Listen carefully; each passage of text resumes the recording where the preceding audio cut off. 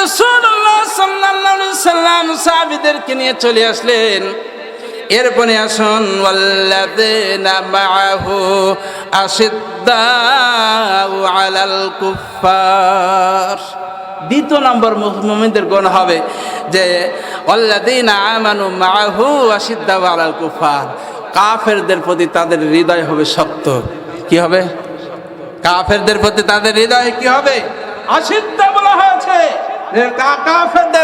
কাফেরদের প্রতি মুসলমানদের হৃদয় হবে শক্ত। তাহলে এখন আসুন, কাফের কারা?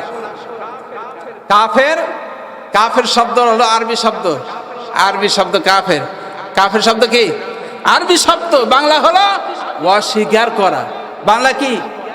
অস্বীকার করা। আমরা যারা নামাজ পড়ি না, আমরা যারা নামাজ জানি, নামাজ পড়তে হবে, পড়ি না, কি করলাম? আবু জেহেল জানতো আল্লাহ রাসূলকে মানলে পরকালে নাজাত, মানে নাই। কি হয়েছে? জোরে কর না, কি হয়েছে? কাফের হয়েছে, অস্বীকার করেছে। কাফের শব্দ একজনকে আমরা যদি প্রয়োগ করি সে মন খারাপ করে। যদি বলি অস্বীকার করে, এটা মন খারাপ করে না, ঠিক না ঠিক? কিন্তু শব্দের অর্থ কি? কাফের শব্দের অর্থ অস্বীকার করা। এখন আমার ভাইয়েরা, কাফেরদের প্রতি আল্লাহ রাব্বুল আলামিন বলছেন মুমিনেরা হৃদয় হবে শক্ত। এখন আপনারা বলতে পারেন যে আমরা যারা জামাত ইসলাম করি বা অন্যান্য দল করি বা ইসলামী আন্দোলন যারা করি, এদের পাশে, বাড়ির পাশে হিন্দুরা আছে, এরা কি করি? আমাদের ধর্মের থেকে বিধর্মী ধর্ম, তারা আমাদের ধর্মকে তারা মানে তারা অস্বীকার করে। এখন আমরা চিন্তা ভাবনা করবো তাদের প্রতি আমরা শক্ত হব। কি হব? এটা কি কোরআনের কথা নাকি? হ্যাঁ, কোরআন কি বলছে জানেন? কোরআন বলছে আজকে সিরিয়ায়, আজকে ফিলিস্তিনে যে যুদ্ধ চলছে ইসরায়েলের সঙ্গে, এই যুদ্ধে যদি ফিলিস্তিনের হামাস সংগঠন যদি ইসরায়েলের সৈনিকদেরকে বলে তোমরা আমাদের বন্ধু, এই বন্ধু বলে যদি তাদের কাছে এগিয়ে যায়, তাহলে বলেন ওরা সুযোগ পেলে ওই গাজার মুসলমানদেরকে নিধন করতে তারা হাজারো চেষ্টা চালিয়ে শেষ করে দেওয়ার পরিকল্পনা করবে কি করবে না?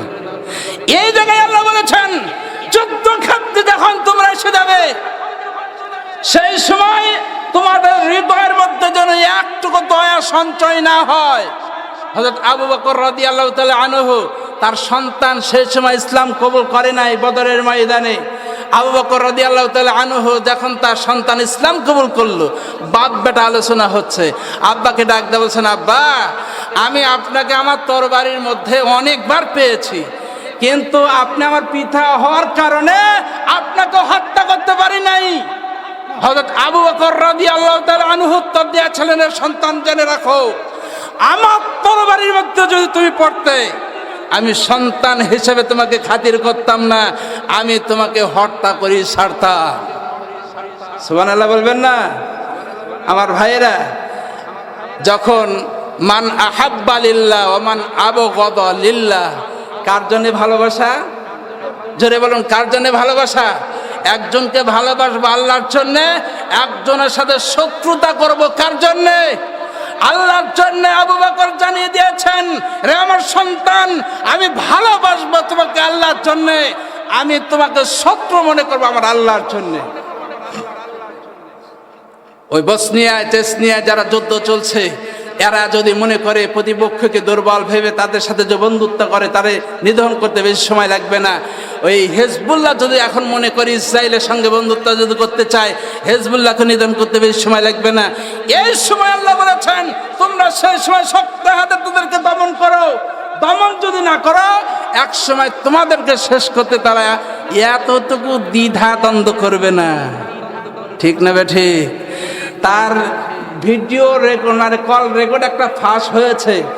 যদি এইবার সুযোগ পায়, তাহলে আমি যা বলে থাকি তা করে থাকি। এই কথা শোনেন না আপনারা? শুনছেন কি শুনছেন না? উনি বলেছেন আমি এবার যদি সুযোগ পাই, আমি যা বলে থাকি করে থাকি। তার মানে কি, আমরা যতটুকু শান্তিতে তাদেরকে রেখেছি, ওরা যদি এবার সুযোগ পায় কচু কাটা কাটবে। চিন্তা করলেন মাথার মধ্যে? কচু কাটা কাটবে এই চিন্তা ভাবনা করে সামনের দিকে এগোতে হবে আমাদের, ঠিক না ঠিক?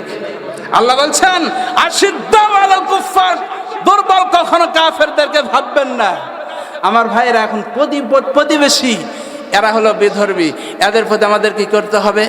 আল্লাহ রাসূল বলেছেন লা ইয়ারহামুল্লাহু মান লা ইয়ারহামুন নাস।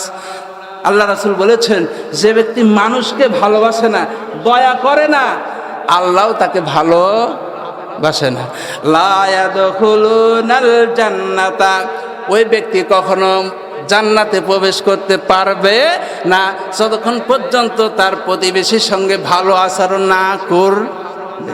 এই জায়গায় এখন আসুন, প্রতিবেশী আদিবাসী হতে পারে, প্রতিবেশী খ্রিস্টান হতে পারে, প্রতিবেশী হিন্দু হতে পারে, প্রতিবেশী ইহুদি হতে পারে, বৌদ্ধ হতে পারে, নাসারা হতে পারে, প্রত্যেকের সঙ্গে ভালো আচরণ করার জন্য কে বলেছেন? আল্লাহ রাব্বুল আলামিন শিক্ষা দিয়েছেন।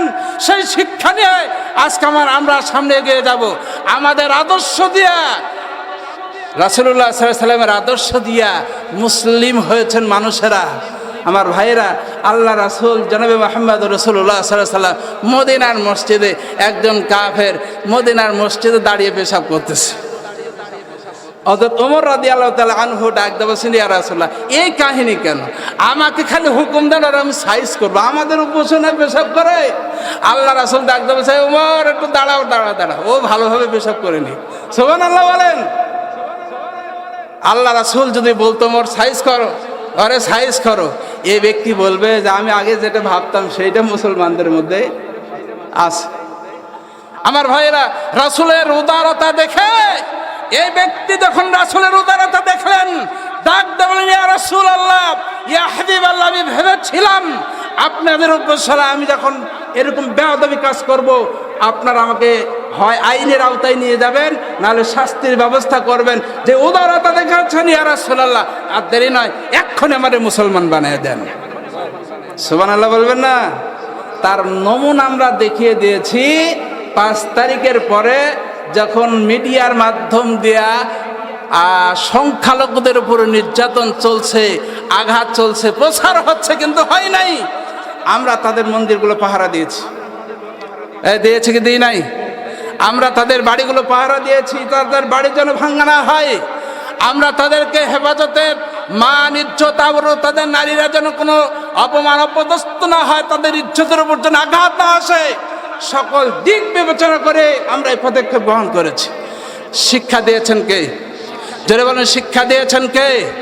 বুঝে নিতে হবে যাদের দ্বারাই ক্ষমতা এখনো পাই নাই আমরা, আমাদের হাত দিয়ে একজন অমুসলিম নির্যাতিত হয় নাই, লাঞ্ছিত হয় নাই, অপমান অপদস্থ হয় নাই, যা অন্য দলের কাছ থেকে হয়েছে। বুঝলেন? এই দল যদি কোনোদিন ক্ষমতায় আসে, এর থেকে বেশি শান্তি পাবেন। জোরে বলুন ঠিক না বে ঠিক? আরো জোরে বলুন ঠিক না বে ঠিক? লিল্লাহি তাকবীর। পিছনে ভাইরা একটু তাকবীর দেয়া জাগান তো আপনারা, যে আপনারা মরে গেছেন না বেঁচে আছেন, একটু বোঝেন। পিছনে ভাইরা এবার তাকবীর দেবে, লিল্লাহি তাকবীর।